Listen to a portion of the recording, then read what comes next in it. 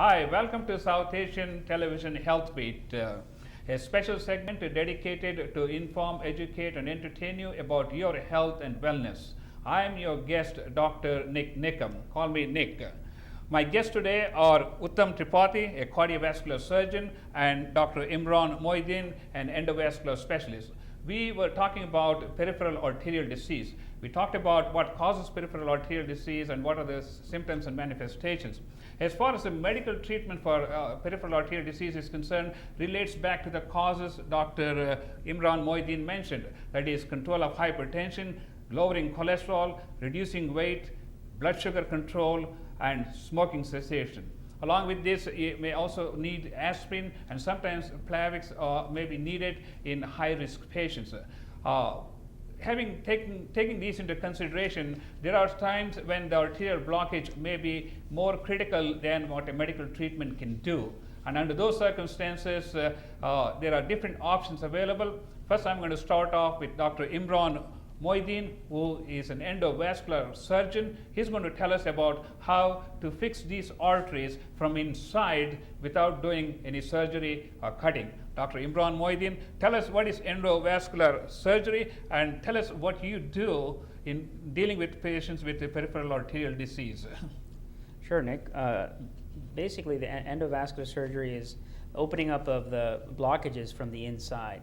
Yeah. This is done without any incisions, and everyone has heard about having stents put in the heart, and this is a similar sort of treatment where a small catheter is passed from the groin, the artery in the groin, and we are able to first of all take pictures of where the blockages are, and then once we identify the blockages, we can treat them with various different types of treatments. Some of them involve balloons, some of them involve stents, and some of them involve atherectomy devices that actually remove plaque. Atherectomy is where you kind of burr a hole through the plaque to increase the lumen. How long does this procedure usually take? It doesn't take too long. Most of these procedures take about an hour to get done. And oftentimes we do them as an outpatient. In other words, you don't have to spend the night in the hospital. And they're usually very well tolerated and typically don't have a whole lot of risks. So, and the best thing is they can go home within a day or two, as opposed to people who undergo surgery. Is that right? That's right. I mean, oftentimes they even go home the same day. And sometimes they end up spending the night and staying the night and then going home the next morning. But the recovery time for these procedures is quite small. Okay, tell me, are there any situations where you would not recommend an endovascular intervention or intervention? Sure. Endovascular interventions are designed for sort of a short-term improvement. Yeah. In terms of long-term improvement, surgery is definitely the better option, especially in younger patients and patients that have many, many years to live, where we need those arteries to be open for a long time. In those cases, we always prefer surgery. Tell us about, what is the success rate in terms of doing these endovascular procedures, either putting a balloon and inflating the blockage or putting a stent? I mean, what is the long-term prognosis?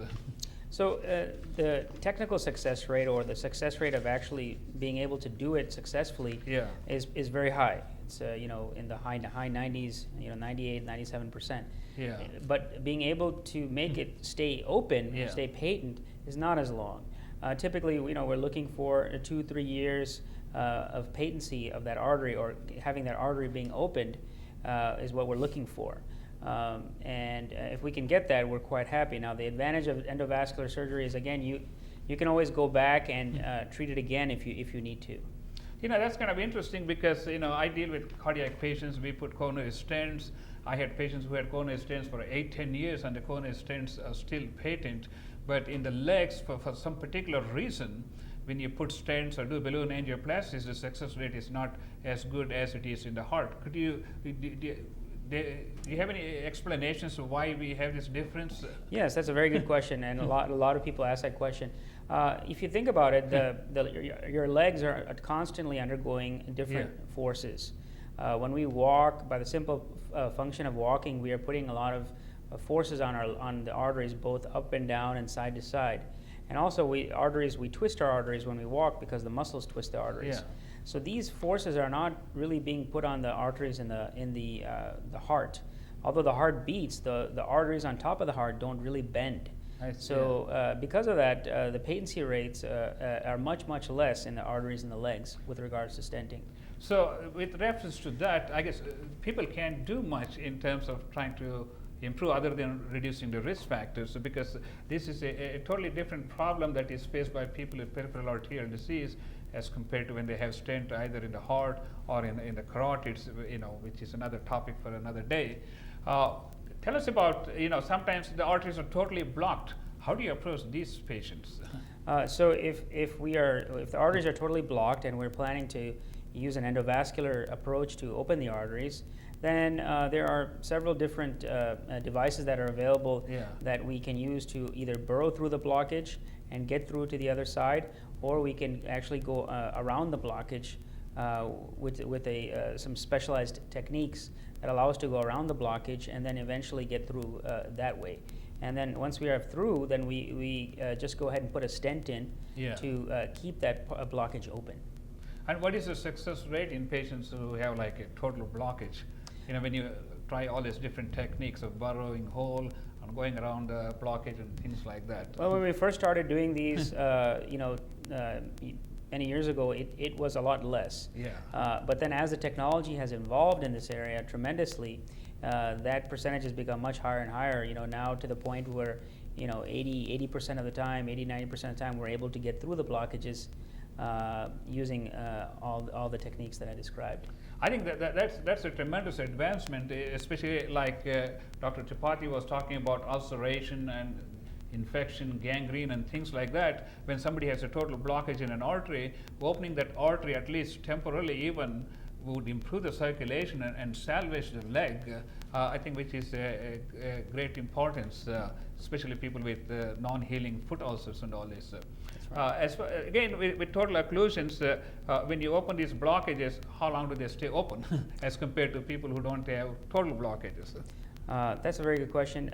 No one exactly knows that how long the total occlusions stay open versus non-total occlusions, but we do like to follow all these patients with ultrasounds in our office, every 3 to 6 months, and follow them very closely to make sure that there's no problems going on inside the stent or inside the area that was angioplasty.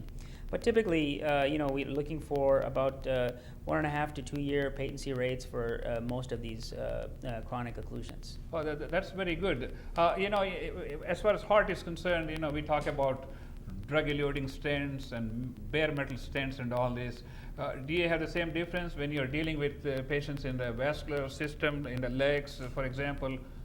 Actually, in the legs, drug-eluting stents have been studied extensively, and those are the medicated stents that release the medicine, and they're not found to be very effective in the legs. So in the legs, most of the stents are non-medicated stents, not the kind that you are seeing in the heart. Oh, that's interesting. You want to add any more?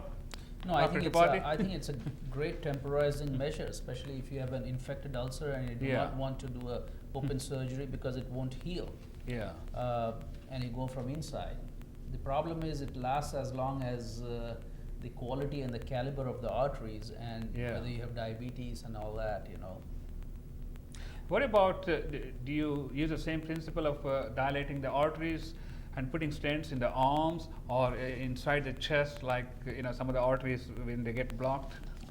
In the arms, we don't use it as often, but there are certain arteries in the arms, like the subclavian artery, that occasionally, if we have a lesion that is amenable to that, then we sometimes treat that if a surgical approach is not indicated. I see. You are listening to South Asian Television Health Beat, a special segment dedicated to inform, educate, and entertain you about your health and wellness. I am talking with Dr. Uttam Tripathi, cardiovascular surgeon, and Dr. Imran Mohiuddin, an endovascular surgeon. We are talking about the peripheral arterial disease. When we come back after these messages, we will talk about peripheral arterial surgery.